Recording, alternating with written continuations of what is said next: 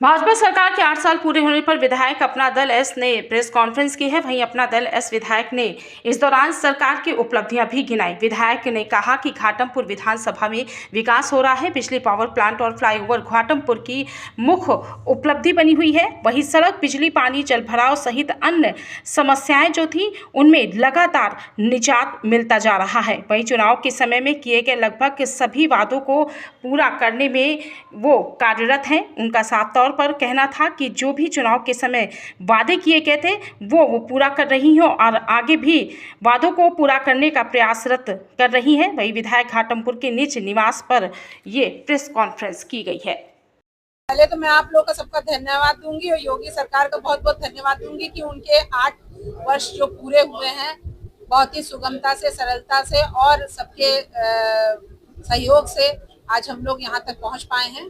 और जैसा आप पूछ रहे हैं कि 3 में से हमारे, जब हम लोग चुनाव लड़े थे तो हम लोगों ने 3 कार्य थे कि हमारे एक तो जल निकासी सबसे महत्वपूर्ण कार्य था और चूंकि ये जो एक पुल था इसको हालांकि कमल रानी वरुण जी ने वो किया था, लेकिन ये इसकी गति बहुत धीमे थी।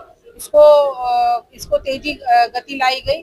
दूसरा कि एक स्टेडियम के लिए हमने बोला था और तीसरा जो था कि मां कुष्मांडा मंदिर का सुंदरीकरण था, वो उसका हुआ। 3 ऐसे काम जो अभी तक आप प्रयासरत हैं और अब तक मतलब हो नहीं पाए, ऐसे कोई बड़े काम? प्रयासरत हम थे पुल में, लेकिन ये हो गया है लगभग। और प्रयासरत हम हैं कि एक स्कूल हमारा कटरी में बालिकाओं के लिए खुले, जिससे कि वहाँ की जो शिक्षा की व्यवस्था है वो सुचारू रूप से बच्चों को मिले।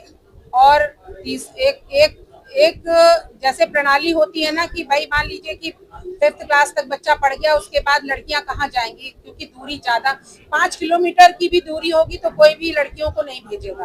तो वहां पर सरकारी एक स्कूल हो।